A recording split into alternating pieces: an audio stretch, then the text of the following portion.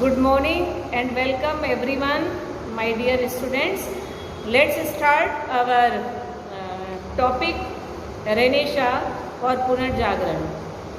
और जैसा last class में मैंने कहा था कि नेक्स्ट वाली क्लास में हमारा ये जो टॉपिक है वो कंप्लीट हो जाएगा और हमें उसके परिणामों को देखते हुए पुनर्जागरण के महत्व को इंगित करना है। अब इसे हम कैसे करेंगे? जो पॉइंट्स हमने परिणाम में किए थे उनको सकारात्मक रूप में हम यहाँ प्रस्तुत करेंगे और वही उसकी इम्पोर्टेंस को शो करेंगे या प्रदर्शित करेंगे।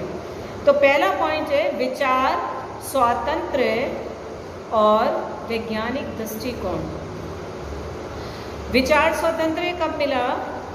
ड्यू टू मानववादी आइडियोलॉजी, जिसमें मनुष्य ने स्वयं अपने बारे में सोचना, समझना, चिंतन मनन करना प्रारंभ किया और चर्च के द्वारा जो गाइडेंस उसको अभी तक दिया जा रहा था उसको धीरे धीरे इग्नोर करना शुरू किया।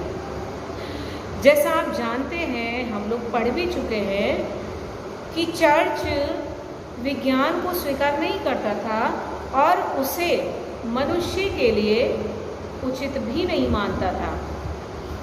ऐसी कंडीशन में विज्ञान का विकास होना पॉसिबल ही नहीं था, बल्कि कोई नए खोजकर्ता या वैज्ञानिक अपने जो नए खोजें प्रस्तुत करते थे उनको रिवार्ड मिलने के स्थान पर उनको पनिशमेंट दी जाती थी।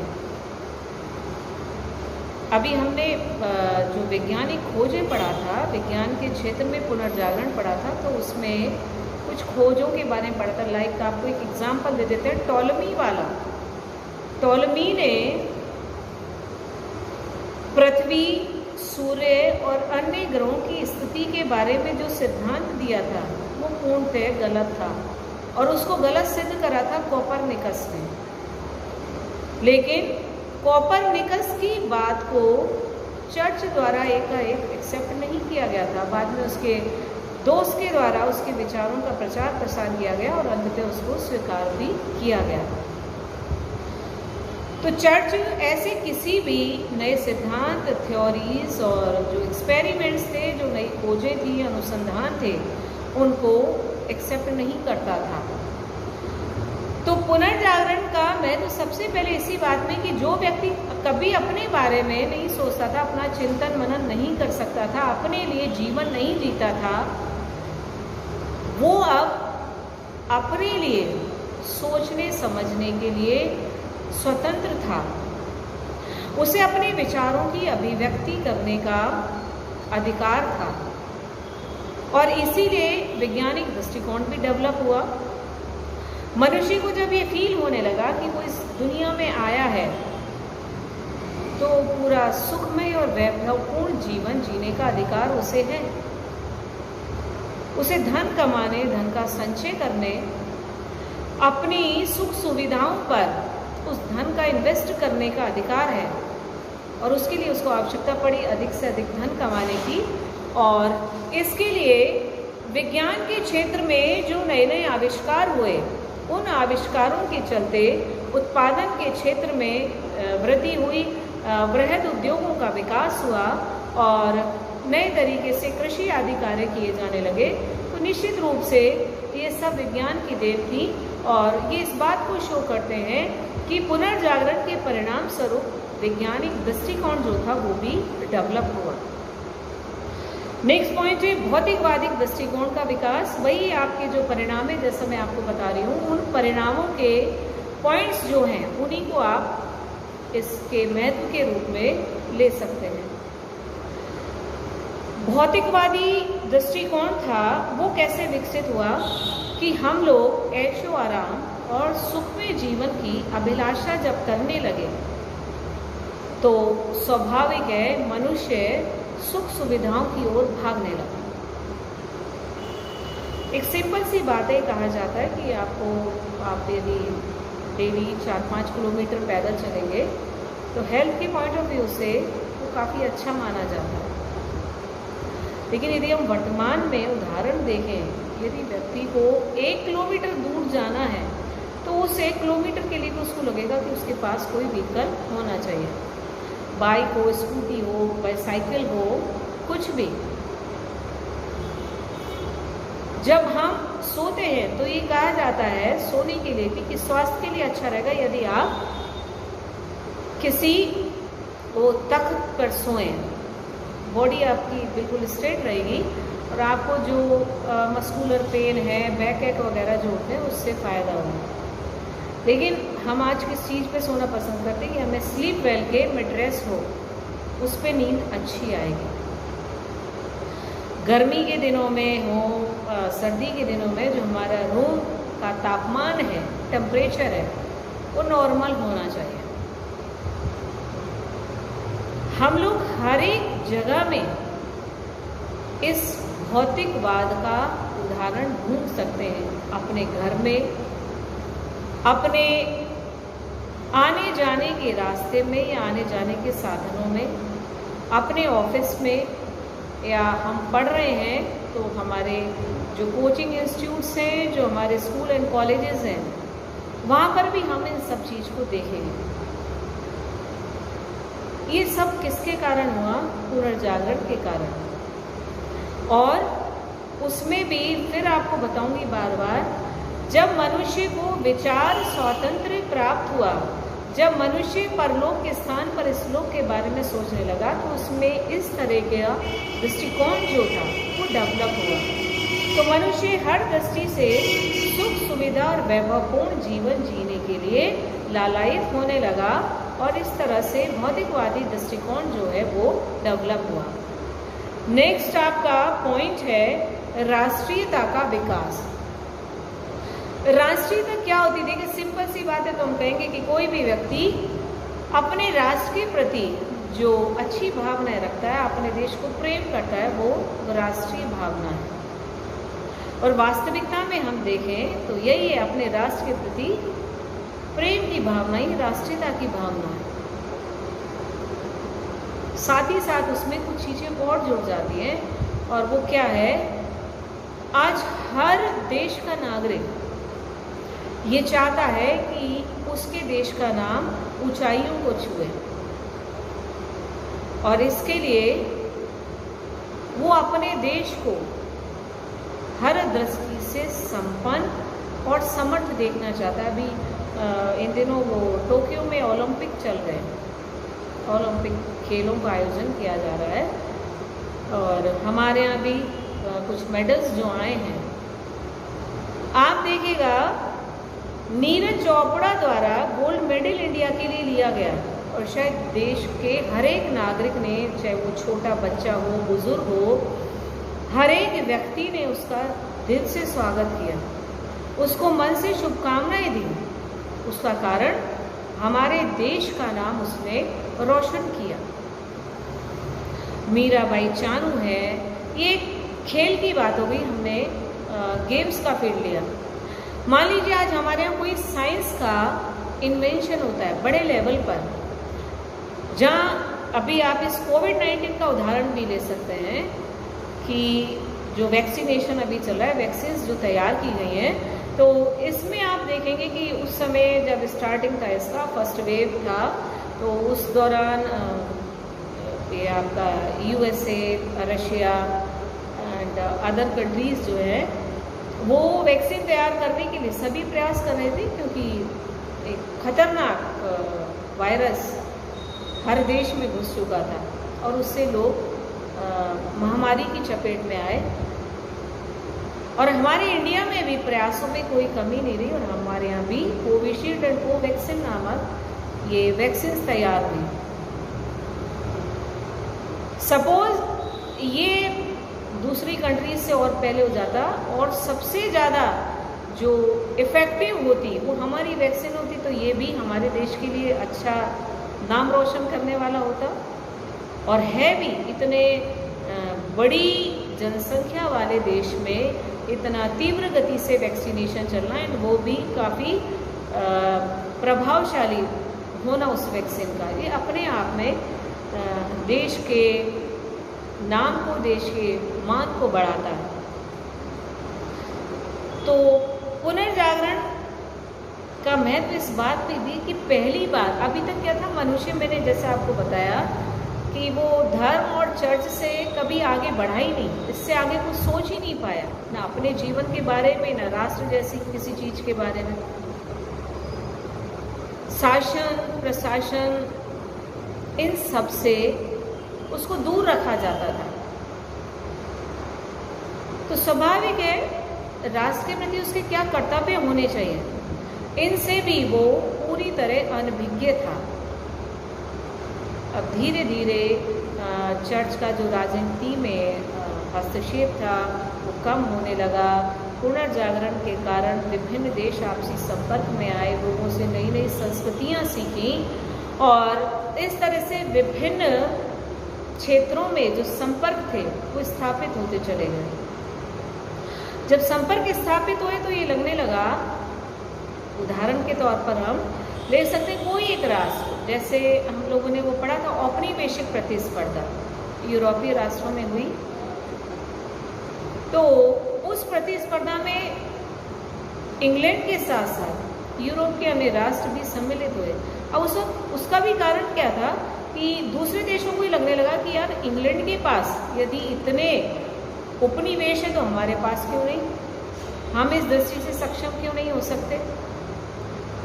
और उन्होंने फिर अपने यहाँ विकास की प्रक्रिया को बढ़ावा दिया और इस तरह से धीरे धीरे अपने राष्ट्र की मान सम्मान, राष्ट्र के वर्चस्व को लेकर के जो भावना डेवलप हुई वही राष्ट्रीयता की भावना के रूप में जानी जाती है।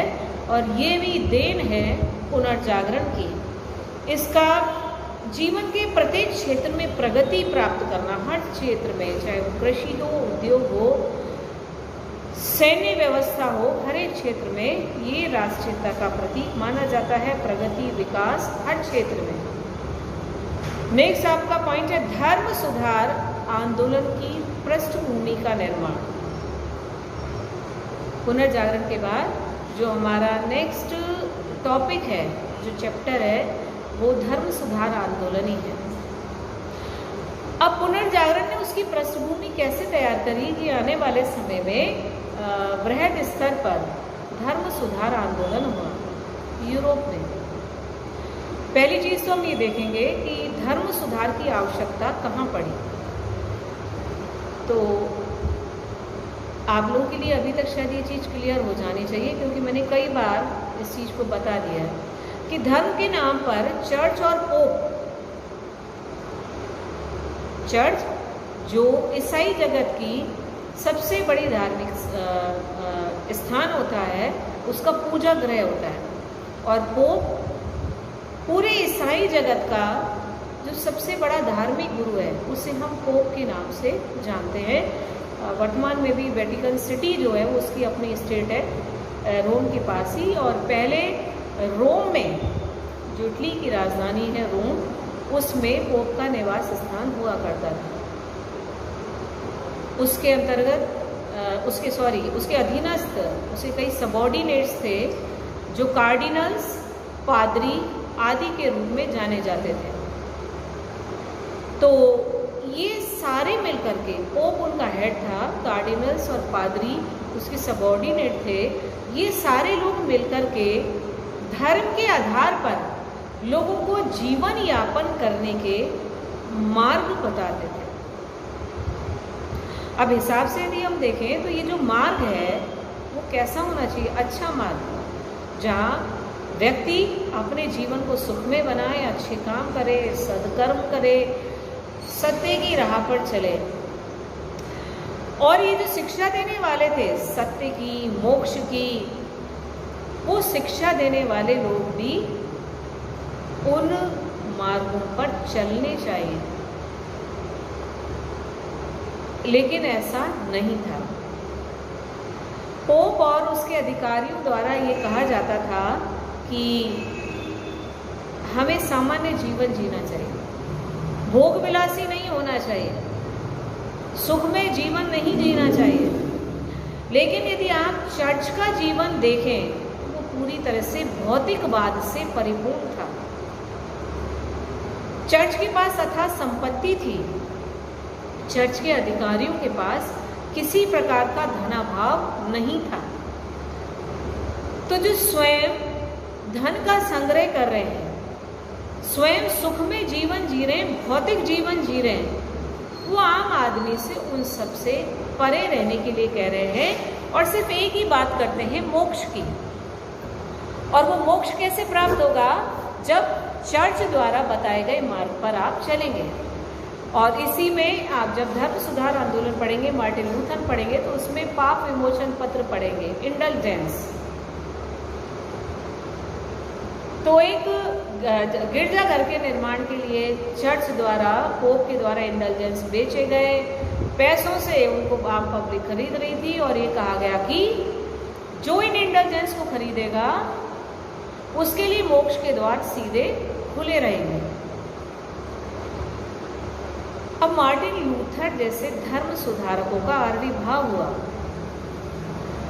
उनका उदय धार्मिक सुधार आंदोलन के लिए एक बहुत बड़ा योगदान था।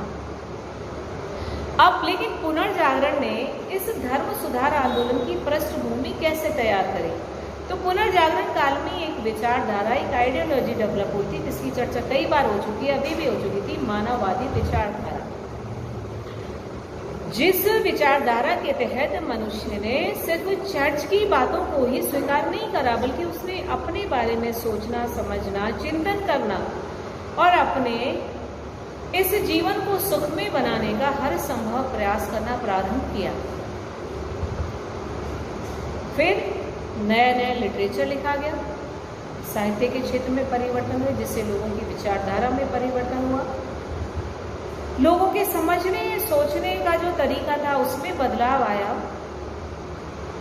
कला के क्षेत्र में परिवर्तन हुआ, चित्रकला, स्थापत्य कला, संगीत कला, कोई ऐसा क्षेत्र नहीं था जहाँ परिवर्तन नहीं हुआ। और उसी परिवर्तन के कारण जो पूरी मानव की विचारधारा थी वो परिवर्तित हुई। और फिर उसमें चर्च द्वारा जो अनर्गल बातें कही जाती थी उनको स्वीकार करने से इनकार कर दिया। तो वृहद स्तर पर यूरोप में जो धार्मिक सुधार आंदोलन हुआ, कहीं ना कहीं उसकी पृष्ठभूमि वास्तव में पुनर्जागरण के कारण ही तैयार हुई थी।